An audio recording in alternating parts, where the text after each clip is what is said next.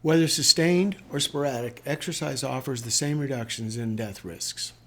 For decades, Americans have been inundated with a confusing barrage of messages about how best to counteract the health risks of a sedentary lifestyle. Walk 10,000 steps a day, do a 7-minute workout from a phone app, flip heavy tires in an arduous boot camp class. It turns out that any and all of these tactics, even when done in short bursts throughout the day, could work to reduce Americans' risk of disease and death, according to research appearing in the Journal of the American Heart Association. For about 30 years, guidelines have suggested that moderate to vigorous activity could provide health benefits, but only if you sustain the activity for 10 minutes or more, said study author and distinguished professor William E. Krause, MD, of the Duke University School of Medicine. That flies in the face of public health recommendations, like taking the stairs instead of the elevator and parking farther from your destination. Those don't take 10 minutes, so why were they recommended? Krause's study that found that even brief trips up and down stairs would count toward accumulated exercise minutes and reducing health risk, so long as the intensity reaches a moderate or vigorous level. Moderate exertion was defined as brisk walking at a pace that makes it hard to carry a conversation.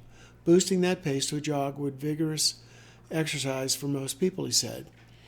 The study findings are good news for most Americans, Krause said, because they typically get their moderate or vigorous exercise in short bouts, and accumulating 30 minutes per day may be more convenient than setting a half-hour block.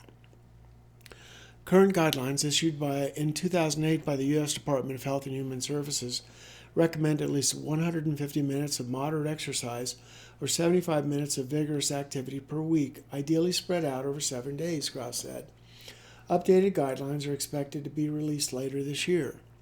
For the study, Krause and investigators from the National Cancer Institute analyzed data from 4,840 people, 40 and older, who participated in the National Health and Nutrition Examination Survey between 2003 and 2006. Participants wore accelerometers to quantify their physical activity and exertion. Using a national database, the researchers determined 4,140 participants were still living in 2011. The most dramatic improvements in the overall risk for death and disease can occur with a relatively small amount of effort, and the more you do, the better the benefits, Krause said. In the study, people who got less than 20 minutes of moderate or vigorous activity each day had the highest risk of death. Those who got 60 minutes per day cut their death risk by more than half, 57%. Getting at least 100 minutes of moderate or vigorous activity per day cut risk of death by 76%, the data showed.